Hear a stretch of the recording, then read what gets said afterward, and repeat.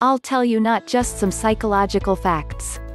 I'll tell you the advice of one of the most outstanding and accomplished lawyer my country has ever had. This is Miriam Defensor Santiago, a Filipino lawyer, academic, judge, author, and statesman.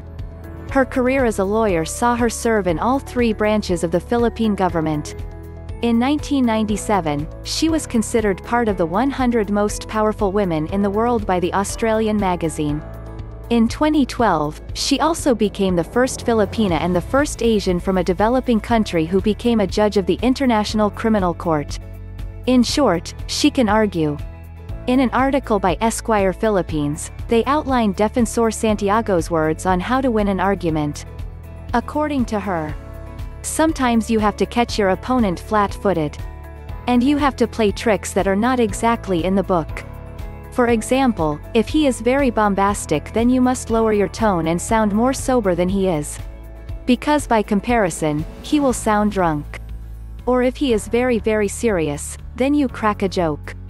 This tip basically says that do not play like the other person, because you will surely lose. Fighting fire with fire might work out sometimes, but if the person you're arguing with, for example, has a naturally explosive temper and is prone to shouting and being overly aggressive, it's no use arguing the same way. Be calmer, lower your voice, and make it look like they're being too worked up by whatever it is you're arguing about. Defensor Santiago added some examples of her own. For example, when we were debating the death penalty, and I was still a student in law school, my opponent was also a student.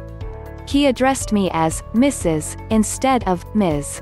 And I said, please use Ms. But I will not impose the death penalty for your mistake. Ellipsis. Or when we were opening up trade ties with China, we were talking about volumes of trade, balance of payment and balance of trade.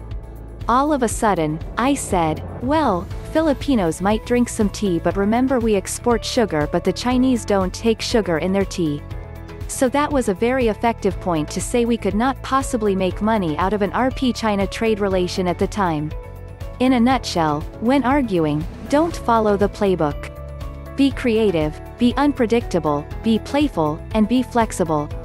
Winning arguments isn't just about having the best argument, it's also about knowing how to best deliver them.